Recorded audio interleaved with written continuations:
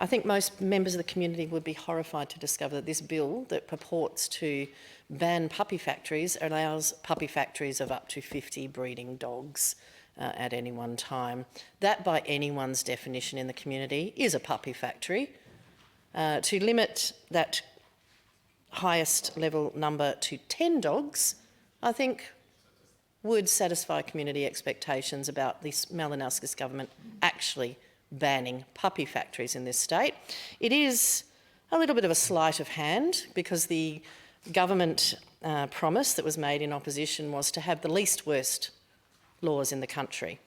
Well, we could have the best laws in the country and actually ban puppy factories by supporting a cap on the limit of breeding dogs here to 10 rather than the government's proposed 50. Attorney. I thank the honourable member for her amendment, and again, I acknowledge the honourable member's very long-standing advocacy, not just for this particular area, but in terms of animal welfare very generally. But the government won't be supporting the amendment, sir, and I'll just briefly outline why. The bill has been drafted to allow the limit of females to be set in regulations or board policy. This will allow the limit to be adjusted easily if required, such as where other jurisdictions may change their limits. So the bill doesn't propose a particular limit. It doesn't propose 50, it doesn't propose 10, it doesn't propose anything else, but instead it would be a limit that would be considered by the public with a matter to be consulted upon and in the drafting regulations. So the bill doesn't specify an amount in the legislation itself. It anticipates there will be further consultation and that will be done by regulation. So whilst I absolutely understand the intent of the honourable member's desire to put a number into legislation, it's the government's view that this is better done after consultation and in regulation. Ms Franks. Does the government legislation as it stands in this bill being debated before us allow 60 dogs to be bred by a breeder at any one stage?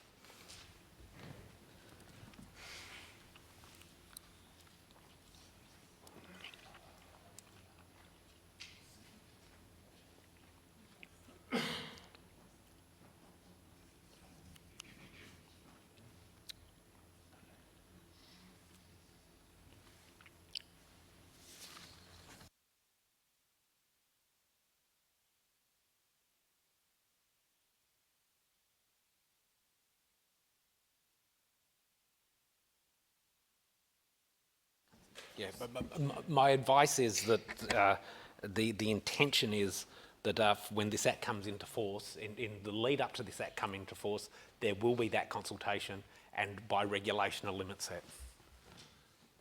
The Honourable Ms Franks. Does the bill that we're debating before us today allow 60 dogs to be bred at any one time by a breeder in South Australia? Attorney. I think the honourable member for a question. My advice is the bill doesn't prescribe any amount in the bill itself, but anticipates that that will be done in consultation by regulation. The Honourable Ms Franks. Can the government explain how this bill keeps their election promise to ban puppy factories then? Attorney. I'm happy to repeat it, that it's anticipated there will be consultation before this bill coming into effect to set that limit. The Honourable Leader of the Opposition. Just for the record, Mr Chairman, the Opposition won't be supporting the Honourable Tammy Franks' amendment. I'm going to put it that the amendment in the name of the Honourable Ms Franks be agreed to. Those of the question say aye. Against say no. No. I think the noes have it. We're still at clause 38. The Honourable Ms Franks. Thank you, Chair. I move amendment number 3, Franks 1. This, after number inserts not exceeding 4, limiting the number of litters a breeding dog or animal may have from 5 down to 4. According to animal welfare advice and those in the sector, certainly the cruelty of puppy factories is in the lack of socialisation of the puppies, but also the treatment of the animal being bred. And to force an animal to have multiple litters over their lifetime and to be designed to be used simply for breeding is something that this bill purports to do. So limiting those litters to 4 would seem a good way forward in actually banning puppy factories. Once again, sir, that the government appreciates the intent of this amendment and acknowledges the desire, as the Honourable Tammy Franks, I think, has since she has been a member of this place, to protect the welfare of animals. But it's the government's view that some nuance is likely to be required when setting breeding parameters. Maximum age, veterinary input, caesarean section limits, and so forth. And it is the intention that there will be, again, very similar to the last amendment, consultation on this before it's set down, before this comes into operations. Now, the Honourable Leader of the Opposition. I just rise to indicate the opposition won't be supporting this amendment, although I acknowledge where the honourable member is coming from. Certainly in my experience working with many breeders over a number of years, the vast majority of breeders manage their bitches well during their lifetime of breeding capacity, and so we therefore don't feel that this amendment is required. I'm going to put it that the amendment in the name of the Honourable Ms Franks be agreed to. Those for the question say aye. Against say no. I think the noes have it.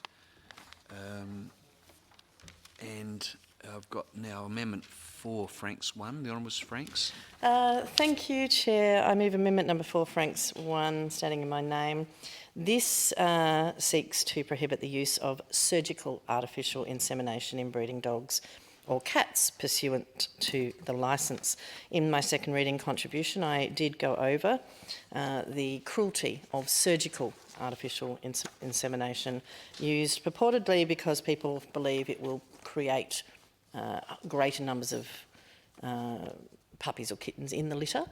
It is a cruel practice, and under the Ashton review, there has been a recommendation for its banning in the greyhound industry, and I understand that the greyhound industry is looking pretty positively to banning this.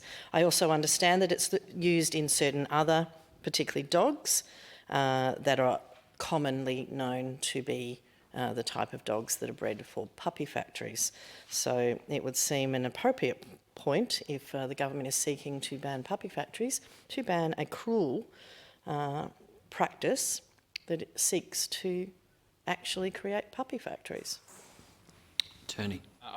Thank you, sir. And whilst the government won't be supporting this amendment, the government will commit to looking further into the management of surgical artificial insemination, whether through this or through other legislative framework, or alternatively through non-legislative mechanisms through standards and guidelines. The Honourable Leader of the Opposition. Thank you, Mr Chairman. I rise to indicate that the opposition won't be supporting this amendment. Echoing the comments of the Attorney General, we feel that this surgical artificial insemination fits probably more appropriate under the Veterinary Services Act 2023 and should be addressed by that piece of legislation. I'm going to put it that the amendment in the name of the Honourable Ms Franks be agreed to. Those for the question say aye. Against say no. I think the noes have it.